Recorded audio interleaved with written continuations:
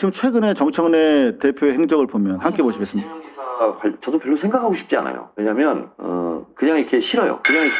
이재명 기사 생각하는 것 자체가. 왜냐하면 이재명 기사 무슨 얘기하면 항상 분란이 일어나요. 당내에서도.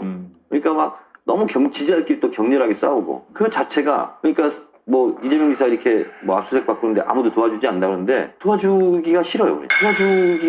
왜냐하면 생각하기조차 싫어요. 왜냐하면 하나하나 입에 올려서 방어를 하기에 민망한 사람들이 너무 많아요. 그러니까 제 자체가 글을 쓰기도 싫고 말을 하기도 싫어요. 그러니까 안 하게 되죠. 사실은 이재명 기사 정말 한 3년 동안은 그냥 정청래 대표는 정치를 하시는 거는 뭐 정치를 워낙 즐겨서 하시니까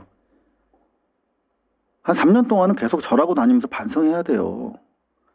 이 진정성을 우리가 못 느끼잖아.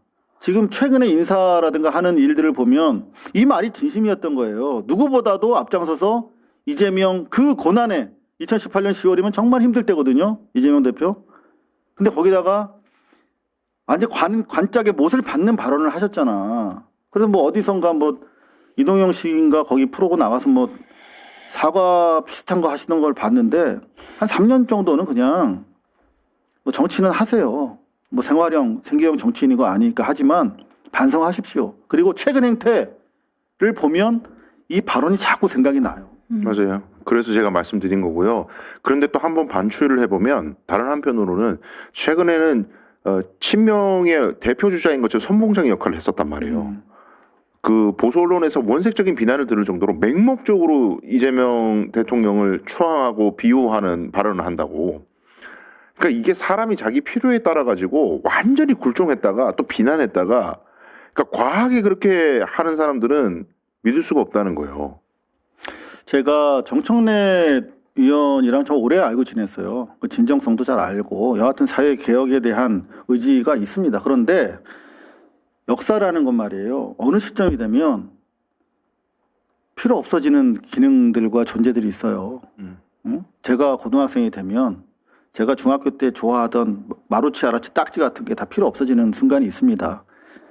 내란 극복 과정에서 법사위원장 하시면서 참 그때 참 오랜만에 옷에 맞는 몸에 맞는 옷을 입었다고 생각을 했습니다. 하지만 이재명이라고 하는 대통령 이재명 시대를 맞이하면서 과거와 급속하게 우리가 단절되고 새로운 길이 없던 세계사의 길이 없던 새로운 시대를 살아가고 있기 때문에 과거의 정치적인 논법 가지고 스킬 가지고는 안 돼요. 정청래 대표 달라졌습니다, 세상이. 그러니까 여기에 덧붙여서 이런 이 정청래 대표에 대해서 김어준 총수가 방송에 불러가지고 정청래 대표는 단심이 있는 사람이다. 뭔가 충성심 있는 사람이라는 취지의 얘기를 하고 정청래 대표가 사람 물린다 이런 식으로 눈물을 흘리는 방송이 있었어요. 다스베이다에서 봤습니다. 네네. 그러니까 이게 누가 봐도 그냥 유튜브만 찾아봐도 바로 나오는데 왔다 갔다 하신 게 그때도 대통령이 외국 나가면서 되게 바쁜 일정을 소화할 때요. 자기 정치, 자기 브랜드 정치를 한 겁니다. 정청래 대표는 당시에도. 그걸 충성심 있는 사람으로 포장하고 정청래 대표 눈물 흘리고 연출 아닙니까? 그것도 어떻게 보면 그렇죠. 정치인의 발언, 정치인의 눈물은 고도의 정치적인 행위인 것이죠. 제가 정청래 대표 입장에서 하나만 더 분석해 드릴까요? 네. 정청래 대표가 이중 인격자라고 얘기하는 건 사실 너무 정말 가슴이 아파요. 근데 그런 의심이 들죠. 그래서 제가 정청래 대표 입장에서 이런 생각을 해봤어요. 어떤 생각이요? 정청래 대표 뒤에 또 다른 당대표가 있나? 뭔가 목줄 잡혀 계신가? 도저히 사람으로서 자기가 할 수 없는 얘기와 이상한 행동들 계속 하잖아요. 이건 정청래 대표의 뜻대로 벌어지는 일이 아니고 누가 숨은 당대표가 또 있는가? 왜 그러냐면 정청래 대표는 대표적으로 민주당에 세력이 없는 정치인 비주류의 이거든요. 그런데 당대표에 당선이 됐어요. 이건 어떤 뭔가의 어떤 연합이나 지원 세력이 있지 않는 한 이런 일은 사실 되게 기적 같은 일이 벌어진 거거든요. 근데 정청래 대표가 지금 연임을 꿈꾼단 말이죠.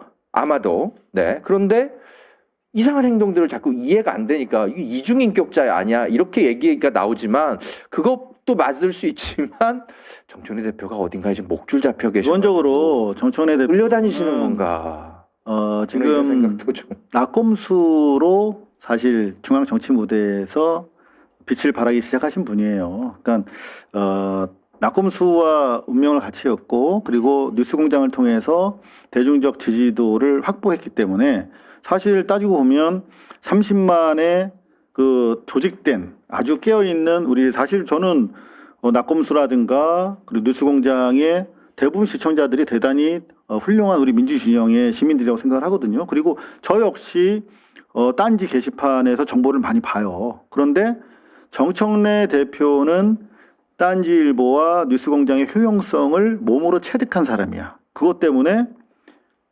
변방의 비주류 정치인이 지금 최고를 거쳐가지고 당대표가 하고 있습니다. 그리고 뉴스공장이란만 잘 관계가 유지되면 뭐든지 자기 원하는 방향으로 나아갈 수 있다라고 확신하고 있기 때문에 저는 그런 든든한 믿을 언덕을 전 국민, 전 민주 진영으로 가졌던 이재명 대표와 달리 특정 세력과 연합하고 있기 때문에 자꾸 우리 정청래 대표의 시야와 행동이 좀 좁아지고 그리고 이해 못할 행동들이 이어지고 있다. 이렇게 가슴 아프게 분석을 합니다.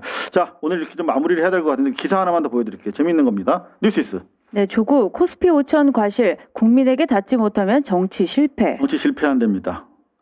잠깐만 이거 국민의힘 장동혁이 한 얘기가 아니고 조국 대표가 한 얘기예요? 네. 코스피 5천 과실을 국민에게 닿게 하려고 아침부터 저녁까지 대통령은 애를 쓰고 있습니다. 이거 대통령께서 이미 갖고 있는 인식이고 멘트도 많이 하셨어요. 이런 시각을. 뭐 당연한 얘기를 뭐 하고 하루 있어. 종일 오늘도 아침부터 저녁까지 네. 대기업 10대 기업 총수들 불러다가 너 우리 국민들 때문에 돈 벌고 있으니까 환원해. 중소기업, 청년, 지방이 환원해. 그래서 270조 받아냈어요. 그렇죠. 그리고 주식을 통해서 부축적할 수 있도록. 그리고 주식시장이 화랑되면서 어떻게 됐습니까? 국민연금, 건강건보 다 우리 국민들이 잘 살게 되고 있잖아요. 그런데 정치 실패할 거다라고 이야기하는 가운데 코스피는 오늘도 5,300선을 위협하면서 계속 상승하고 있습니다. 조국 대표 옆에서 아이. 포르노 테이프 팔던 누군가가 정치 훈수질 한다는 얘기를 계속 듣고 있는데 좀 넓게 청문하시고 옛날에 그 명민함으로 돌아오시기를 권면합니다. 자, 강 변호사님. 네, 아까 한 발언 중에 한준호 의원한테는 좀 죄송한 마음을 전합니다. 그러니까 후보 추천 처음 이야기 나왔을 때 한준호 의원은 발언을 해주셨던 걸로 제가 기억하거든요. 맞습니다. 네. 아무도 없다고 제가 조금 흥분해서 이야기를 했는데 한준호 의원님 발언해 주셨다는 거 제가 정정하겠습니다. 네. 강수영이었습니다. 네. 자, 하정 기자님. 국민들이 듣고 싶어하는 지금 민주당으로부터 듣고 싶은 얘기는 정치 개혁 의제입니다. 합당 뭐 이런 집안 싸움 이런 게 우선이 돼서는 안 되겠죠. 정청래 대표가 무엇을 잘하기를 바라면서 당 대표로 당선됐는지 이런 부분 초심을 반드시 되찾아야 하고요.